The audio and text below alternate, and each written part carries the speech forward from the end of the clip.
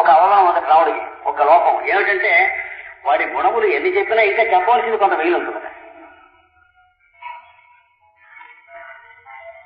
జయదేవుడు అనేటువంటి మహాకవి ప్రసన్న రాఘవం అనేటువంటి నాటకంలో నాంది ప్రస్తావనలో చెప్పాడు, ఏం చెబుదాం అది రాముడికున్న డిఫెక్ట్ నీది నాది కాదన్నాడు. మళ్ళా రామాయణం వాడు ఎవడో రాశాడంటే ఆ కవిని కూడా కదా డిఫెక్ట్ రాముడిది వాడిని అడుగున్నాడు. గుణంలో అవగడం ఉన్నది కనుక వీళ్ళిద్దరూ సీతా కళ్యాణం అనేటువంటి మాటకి మేఘం వర్షించటం, నాగరికాల్లో మేఘం పడటం, దీన్ని సీతా కళ్యాణం. దానివల్ల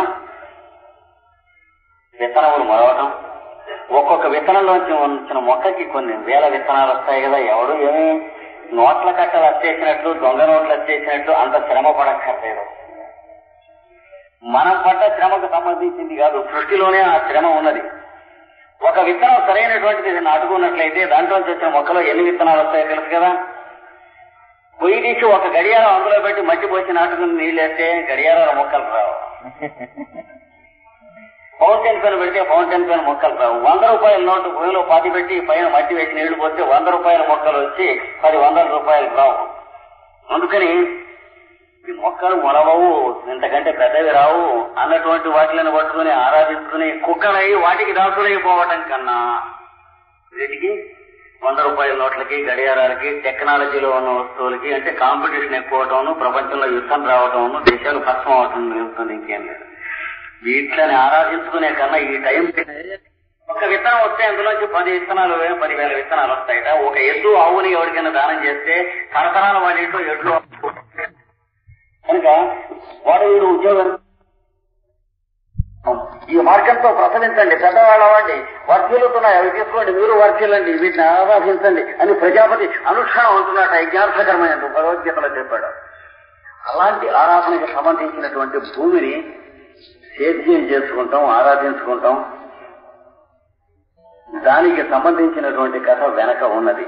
ఏనాడైతే ఈ విద్య భూమిని సేద్యం చేసుకునే విద్య ఆరాధింపబడుతుందో ఆనాడు రామరాజ్యం ఉంటుంది. ఏనాడైతే భూమిని దున్నుకునేటువంటి వాడికి పొట్ట పోషించుకుంటానికి చాలకుండా ఉండేటువంటి ఎకనామిక్స్ సాధించుకుంటుందో దేశం ఆనాడు మట్టి కొట్టుకుని ఇతరుల దగ్గర ముష్టెత్తుకునేందుకు వెళ్ళిపోతుంది దేశం.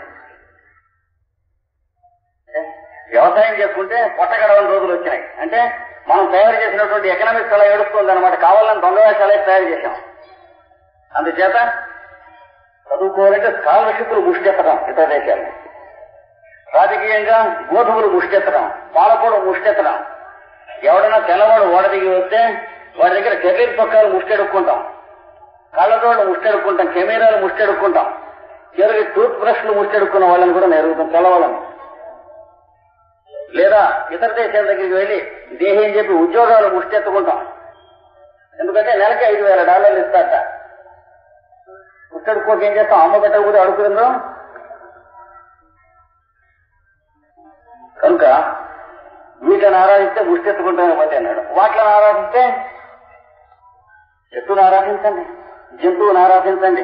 తెలియక మీరు చెట్టుని పుట్టని ఆరాధించేటువంటి మతం ఈ దేశంలో ఉన్న వాళ్ళని చెప్పి మూర్ఖులు అంటే అర్థం. చెట్టుని పుట్టని కాకుండా 100 రూపాయల నోట్లని గడియారాలని టెక్నాలజీలని ఆరాధిస్తే ఏమవుతుంది? ఎవరికో దండం పెడితే ఏదో 1000 వర్షాల మందిట అట్లా ఉంటుంది. టెక్నాలజీ ఆరాధించినటువంటి మూర్ఖులకి యుద్ధము, ఆత్మహత్య, అంతర్జాతీయమైనటువంటి మారణహోమం, భస్మమైనంతవరకు గతి అయినాయి. అంటే మంచి ఏం రాలే ఈ రోజు వరకు. కనుక రామాయణంలో ఉన్నటువంటి సందేశం మొహమాటం లేకుండా తీసుకోవాలి. దానికి సమాధానం కూడా ఎక్కడ లేదు. ఎవరి దగ్గర ఉన్నట్లయితే చెప్పవచ్చును. ఎందుకంటే ఈ దేశం కాదు, నేను రామాయణాన్ని గురించి చెబుతున్నప్పుడు Belgium, France, Switzerland, Holland, West Germany ఇన్ని దేశాల్లోనూ ఇవే ముక్కలు ఇట్లాగే చెబుతున్నాను, ఇవే అడుగుతున్నాను. మీ దగ్గర సమాధానం ఏమైనా ఉంటే చెప్పండి, మీ శిష్యుడై వస్తాను, లేకపోతే చచ్చినట్టు నేను చెప్పేది వినండి అంటున్నాను. మన కోసం దేశం ఒకటోటే కాదు, అన్ని దేశాల్లోనూ కూడా వాళ్ళు ఇలాగ సాష్టాంగ కూడా నేర్చుకుంటున్నారు. అక్కడి నుంచి ఇక్కడికి వచ్చి 2 సంవత్సరాలు 3 సంవత్సరాలు ఇక్కడ దేహి అని చెప్పి రామాయణం, భారత భాగవతాలు, వేదాధ్యయనం మొదలైన నేర్చుకుంటున్నారు. ఉదాహరణకు ఒక ఆవిడ వచ్చి ఇక్కడ ఉన్నది చూడండి, కదిలిస్తే మీకు తత్వరంగా పురుష సూక్తం, స్త్రీ సూక్తం, నమ్మకం, చమకం అన్ని ఈ ప్లాట్ఫామ్ నుంచి అవుతుంది. మనం నేర్చుకున్నంత మాత్రం దేశం కొట్టుకోదు. బయట నేర్చుకునే వాళ్ళు ఉన్నారు, విద్యలు నేర్చుకుంటారు. భారతీయుడికి వేద విద్య అక్కర్లేదు కంటే బయట వాడికి కావాల్సి ఉంటుంది. మళ్ళీ భారతీయుడికి కావాల్సి ఉంటే వీడికి కావాల్సి ఉంటుంది. అంటే ఈ రోజుల్లో అవెందుకు కావాలండి అనేటువంటి వాడు కుక్కలైపోతారు తప్ప ఆ విద్య అక్కడికి వెళ్ళిపోదు. నేర్చుకుంటా అన్న వాళ్ళకి చెబుతున్నాం, ఆ దేశం వాళ్ళకి ఎందుకు చెబుతున్నారని అడగచ్చు. వాళ్ళు నేర్చుకుంటారు కానీ వాళ్ళకి చెబుతున్నాం, ఇక్కడ నేర్చుకుంటే ఇక్కడే చెబుతాం. ఇది వాల్మీకి రామాయణం మనకి ఇచ్చినటువంటి సందేశం నుంచి మనకు వచ్చే ధైర్యం. వాల్మీకి రామాయణం లాంటి పుస్తకాలు చదువుకుంటే ఈ ధైర్యం వస్తుంది. కానీ మరి ఇంజనీరింగ్ లో సీట్ కావాలి, ఎంబీబీఎస్ లో సీట్ కావాలి, సీట్లు అమ్ముకునేటువంటి వాళ్ళు, డొనేషన్ అనే పేరుతో లంతాలు పుట్టుకునేవాళ్ళు, డిగ్రీలు అమ్ముకునేవాళ్ళు, కొనుక్కునేవాళ్ళు, ఆ లోకంలో పెడితే పిండి ధైర్యం వస్తుంది. మనిషిగా నుంచునే స్థితి విద్య కావాలి, ధైర్యం కావాలి. మీరు ప్రపంచానికి పనికొస్తారనే ధైర్యం మీకు కావాలి. రాముడి యొక్క అంతర్యామిత్వం మనకి తెలియాలి.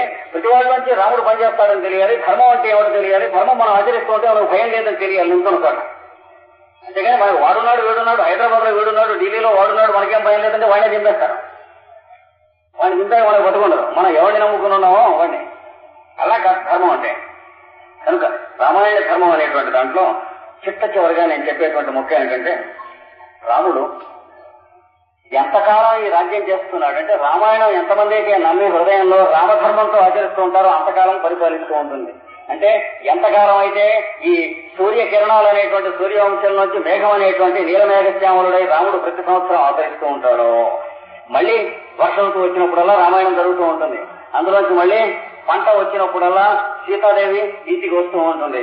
ఆ మధ్యలో ఆ పంట మనం తినకుండా ఇతరులకు ఎక్స్పోర్ట్ చేయడానికి పంపించినప్పుడల్లా సీతను రావణాసురుడు ఎత్తుకెళ్ళిపోతూ ఉంటాడు.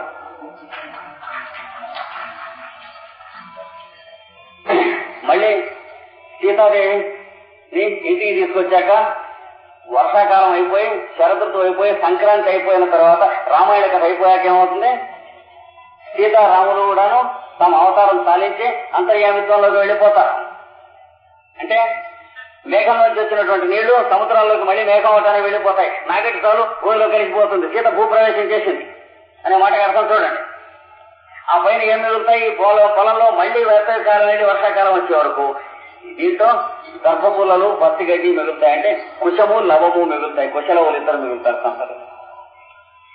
సంవత్సరం అనేటువంటి కథలో రామాయణం అనేటువంటి కథ చక్కగా ఏమిటి ఉన్నది అంటే, ఒక మహానుభావుడైనటువంటి కళ్యాణ గుణావహుడైనటువంటి అతని జీవిత చరిత్ర, దంపతుల యొక్క చరిత్రలో శాశ్వతమైనటువంటి జగచ్చక్రము తిరుగుతూ ఉన్నటువంటి ఒకనొక చరిత్ర ఏమిడి ఉన్నది.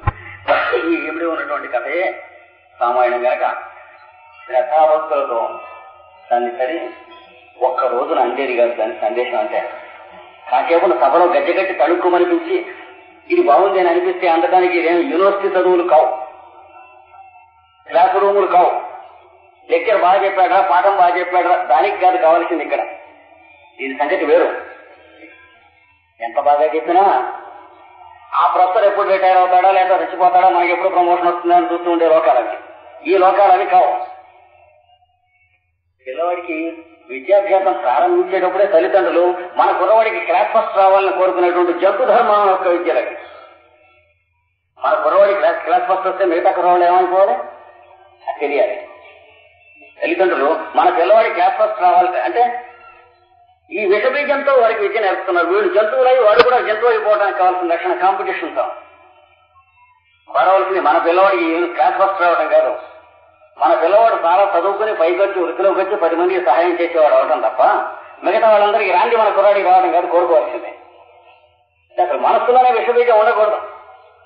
రామధర్మంలో మనకి ఇది రహస్యం తెలుస్తుంది కనుక ఈ రామాయణం వల్ల ఇది తెలుసుకుని ఈ కథ తెలుసుకున్నప్పుడు ఈ కథ ఎవరి హృదయాల్లో ఉంటుందో అక్కడ రామాయణం ఉంటుంది, అక్కడ ధర్మం ఉంటుంది. కనుక రాముడు అక్కడ పరిపాలిస్తూ ఉంటాడు. ఈ కథ ఉన్న చోట పరిపాలిస్తున్నాడంటే ఎంతకాలం పరిపాలిస్తాడంటే యావత్ స్థాస్యంతి గిరయ. ఎంతకాలం పర్వతాలు ఉంటాయో, ఎంతకాలం వ్యవసాయం ఉంటుందో, ఎంతకాలం దాని ఫలసాయం అనుభవించి దాన్ని నమ్మేవాళ్ళు ఉంటారో, గొడ్డు గోదని ఆరాధించుకుని భూమిని ఆరాధించుకుని వీటి మీద ఉన్న నమ్మకం మిగతా వాటి మీద లేకుండా ఎంతకాలం అయితే ఉంటారో రాముడు అంతకాలం పరిపాలిస్తాడని చెప్పాడు. అది రామాయణం యొక్క ఫలశ్రుతి. స్వస్య ప్రజాభ్య పరిపాలయంతాం న్యాయేణ మార్గేణ మహీం మహీషా గో బ్రాహ్మణేభ్య శుభమస్తు నిత్యం లోకా సమస్త సుఖినో భవంతు.